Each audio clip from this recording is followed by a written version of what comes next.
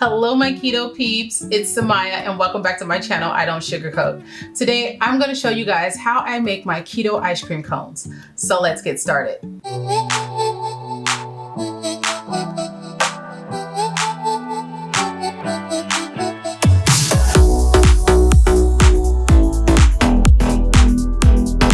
Today's video is sponsored by Wholesome Provision. They're a company that specializes in keto-friendly foods. Go to their website and check out their catalog of products, two of which have recently become staples in my keto kitchen, and that is their Lupin Flour and their Allulose Sweetener blend. I have made some incredible recipes using their products, from my waffles to my pancakes, and now this ice cream cone recipe that I'm going to be sharing with you guys today.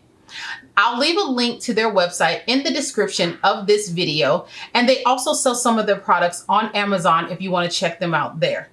Now let's jump into this recipe. So to begin, I'm going to be using my blender here to mix all the ingredients in. It just works best and it just blends everything nice and well, and it gives you a really smooth batter. So I would suggest using a blender or a food processor or something like that.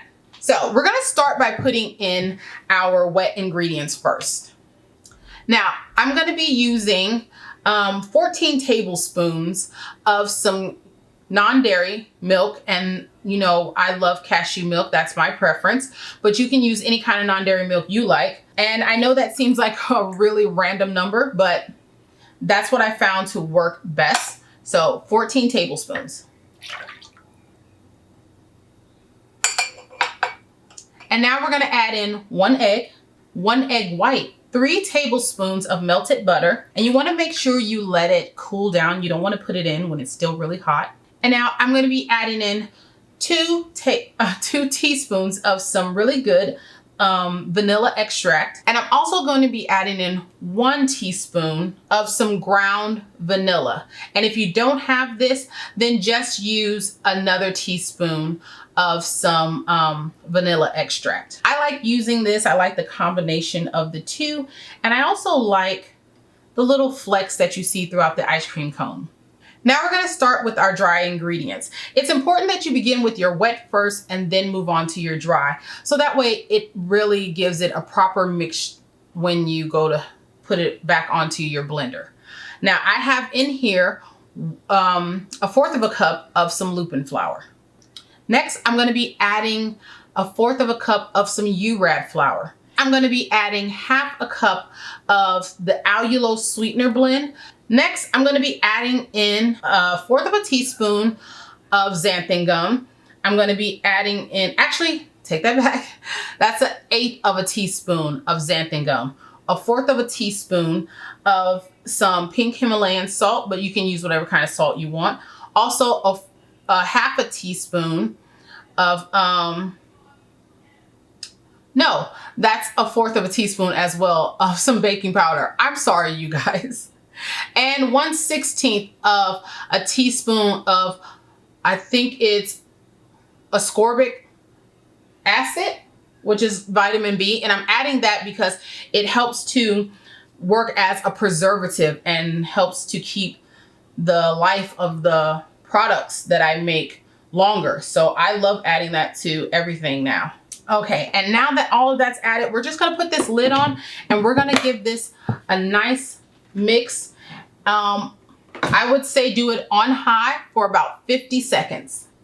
Okay, so our batter is ready and I've got a little ice cream cone waffle iron here that I am letting, well, it's already preheated. I purchased this one from Target, but I will leave a link in the description of this video to one that you can purchase on Amazon. So it's all nice and hot. It's ready to go. And we're going to pour some of our batter onto the center. Now, there is, I don't want to necessarily say an art to this, but you definitely want to make sure that you don't pour too much. You want to pour just the right amount, you guys. So that way you will get a nice sheet of a waffle cone. Okay, so that looks to be about enough. And I'm gonna go ahead and just close this all the way. And I'm just gonna press on it just for a second, just to make sure the batter spreads out. I'm not pressing too hard. I'm just pressing lightly just to make sure the batter doesn't make it rise back up. And I'm gonna go ahead and let that go. And you don't want to check too early, because if you lift this up too early, you can totally ruin your ice cream cone. So you don't want to lift that up too early. Okay, now that is perfect. It actually cooked to just right. I let it cook to just when it turned green, just because I could smell that it seemed like it was about done, and the color looks fabulous on this. So I'm gonna go ahead and remove this. So when your light turns green on your machine, check it. If it needs a little longer, like when I first cooked these, it was not ready when the light would turn green, but I could smell that time that it was ready. So just check it once the light turns green. Now it's important, this next step is very important, that you do this while that you do this while it's hot. And yes, it's hot and it'll kind of burn your fingers just a little bit, but using a ice cream cone form like this, you want to make sure that you've got the tip of it right here on the corner of the waffle cone, and you want to start rolling it. And you want to try to roll this as tightly as possible so we can try to close up that bottom, even though I found that I'm never quite able to close the bottom. So make sure you get this rolled around there.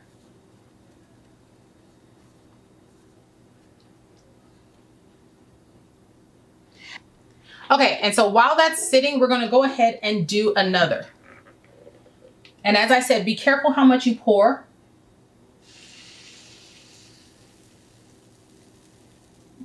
You really only wanna pour just a little bit, about that amount.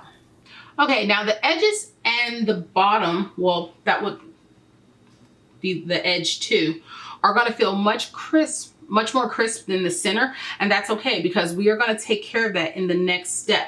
And so you're going to want to get yourself one of these racks here for your ice cream cones, because once you make them, you need to let them sit up and allow their shapes to form. So once you cook them, you need to put them in something like this. And this rack here, it was really inexpensive. I think somewhere between like $10 and $13 maybe. So you want to get something like this and allow your cones to sit. And it's also going to be important for the next step once the cones are done. Okay, as you can see, these are coming out so perfect. I've got no holes. The texture is looking fabulous, you guys. I'm really, really loving the way these are looking. And now I'm going to try to get a little bit closer to closing that bottom on this one. But this is what I was saying about using the Urad flour, because the other flours, they just don't work as well as this. And so that's why I really, really would suggest getting it. And trying to do this with all Lupin flour, it's not going to yield the best flavor. The one thing that I've learned from cooking with Lupin flour is it's not meant to be the main flour. It's not meant to be the star of the show. It's really meant to just support other flours and help them to act like a regular flour. And so that's why it's best to use Lupin flour in conjunction with other flours. Now, I might have poured too much on this one. Hopefully not. Okay, so I'm gonna speed through making the rest of these, and then I'm gonna show you what you need to do to make chocolate cones. So I'll be back in a minute. Now, I've made 6 vanilla ice cream cones, and you can make more. You can take this whole batch and you can make all vanilla ice cream cones, but I want to make some chocolate ones, and so I'm going to use half of this batter to do chocolate ones with. So now that I've used half of my batter here, I've got 3 tablespoons of some cocoa powder, some organic cocoa powder. Now, normally I would make these Oreo flavor, and I would use black cocoa. But I know most of you might not have that in your kitchen. You might only have cocoa powder, so that's what I'm going to be using today. And if you want to make a whole batch of just chocolate cones, you would do the exact same recipe, only you would add 6 tablespoons of cocoa powder. So I'm going to be adding my 3 tablespoons of cocoa powder to this. You will need to adjust your milk just a little bit. And I'm thinking I'm only gonna need to put 1.5 tablespoons in here, just because you wanna try to keep it the same consistency that it is now. You don't want it to be too thick, but you don't want it to be too thin. So I'm just adding 1.5 tablespoons. And I'm also adding just 1 tablespoon extra of sweetener, just to make sure everything stays perfectly balanced like my vanilla ones. Okay, and I'm just gonna put this back on my blender for about 30 seconds or so, and then we will make some chocolate ones. So I'll see you back in a minute. Okay, so it's done mixing, and I'm gonna give this a stir with a rubber spatula just to make certain that it is all nice and well blended. And it's got that nice chocolatey smell to it. Now you can adjust this however you like. If you wanna add more chocolate, or if you want to do less, however you want. You also can adjust the sweetness of this. Okay, and this consistency looks just the same as before I added the cocoa powder to it. So we're good to go. And so now you just want to do the same thing. You just want to repeat the process. Also, I will tell you, because this is non-stick, you don't need to add any oil to it. If you add any oil to it, it can either make them burn, or it can also help to put holes in it. So you don't want to add any oil. They should come non-stick, and you just need to use them as is. And cleanup is easy. It's simply wiping them off and then putting your unit away. Okay, and so now it's off. It looks great, you guys. I made it a little bit smaller than the rest, so I'll make sure I pour more batter on next time. But you just want to do the same thing. Get it nice and rolled, and you're just going to let that sit so it can take shape. And then we're going to pour some more in. So I'm going to go ahead and complete these, and then we will come back when I'm done so we can discuss the next step. They're all done now, and as you can see, these are a bit darker than the vanilla, as they should be since it's chocolate. Now this recipe will yield around 16 cones depending on how big you shape them, but I've gotten 16 out of this every time I make it, and so I still have some batter left, but right now I'm only making the 12 because I only have the one rack here. I really need to invest in getting another one, you guys, because the recipe does make 16 cones. So what I want to do now, you guys, as you can see, I have it on this little tray here. I'm going to put this in my dehydrator. If you let it cook longer on the waffle cone maker, as I said, it will start to change the taste. If you're trying to get it to be crispier on the unit, it's going to change the taste of it. I've tried it. It's not pleasant.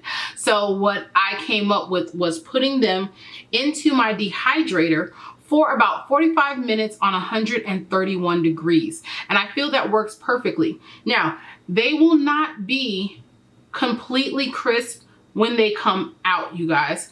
They will have crispness to them, but they won't be fully crisp. Letting them sit after they come out, that's when they crisp up all the way. All right, so they are out of the dehydrator. In this box is my previous cones that I made, and that was like 2 months ago maybe. And I will show you that these things are still perfectly fresh and very much eatable. They keep for a while, you guys. But as you can hear the crispness. Now, I will tell you, these are not quite done. You still want to let them sit overnight and let them finish drying out all the way. So I will show you what I had last time, and I did the exact same method with these. I stuck them into my dehydrator. I left them in there for 45 minutes, and then I put them in this container here, and I left them in there with this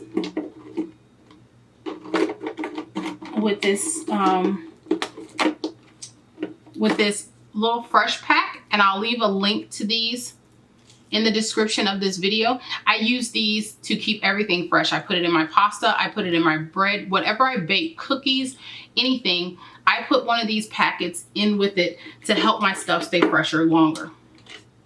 And as you can see, my cones, from the previous time, you can see there's no molding, no anything like that.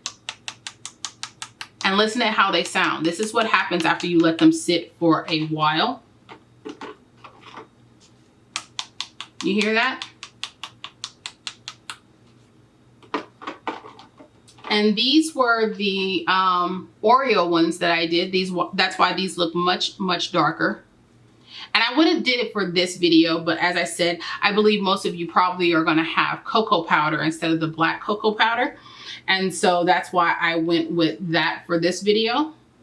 But yes, just take them out now that they're done, put them in an airlock container, and it would be best to have one of those fresh packets in there and let them sit, and they're gonna completely finish hardening, and they're gonna sound amazing, you guys. They're gonna be fantastic. They're gonna be delicious. I wanna break a piece off of one of these, but I don't wanna ruin a cone. Like, these are not ready. Like, I could break a piece off, but it's not quite ready, so I don't want to do that yet. And I don't want to ruin one of these cones by breaking a piece off, but they will get nice and hard and firm and hold ice cream very well, you guys. So I'm gonna just go ahead and tell you guys really quick what the nutritional facts for these are, just because I really want you to be able to have that information. Okay, so for one of these, it's gonna be 1 net carb. It's gonna be, you know what, let me go down to the bottom, because the upper portion of the app, it just kind of rounds things up or rounds things down. Okay, so it's gonna be 46.5 calories, and that's for the chocolate ones, 46.5 calories. It's gonna be 1.5 net carbs for one of the chocolate ones. It's gonna be 3.1 protein, and then 2.8 grams of fat, you guys. Those numbers are great. This is, like, you could totally add this with some ice cream. I mean, well, add ice cream to this, and you're not gonna be breaking the bank with these, you guys. Now let me give you the information for the vanilla.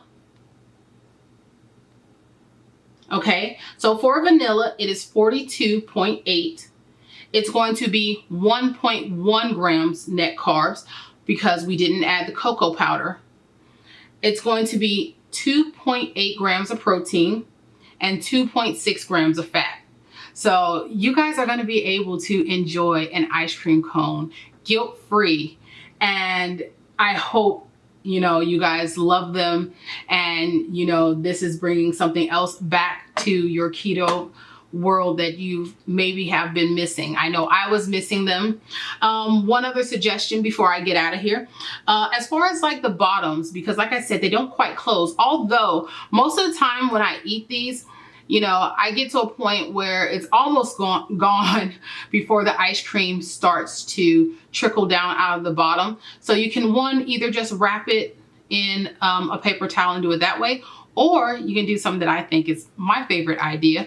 You can melt some chocolate and dip the cones in the chocolate and let that close up the bottoms. And you just got that nice little bit of chocolate at the end, and it's just going to be fabulous. So I'll let you guys choose how you guys want to handle that part of it. But this is it, you guys. This is keto ice cream cones. I bet you thought you weren't going to be able to have ice cream cones anymore, but now you can. You can have this with your kids, you can have it for yourself, and I hope you guys really enjoy them because I enjoy them, my family enjoys them, and you know, we think they're awesome.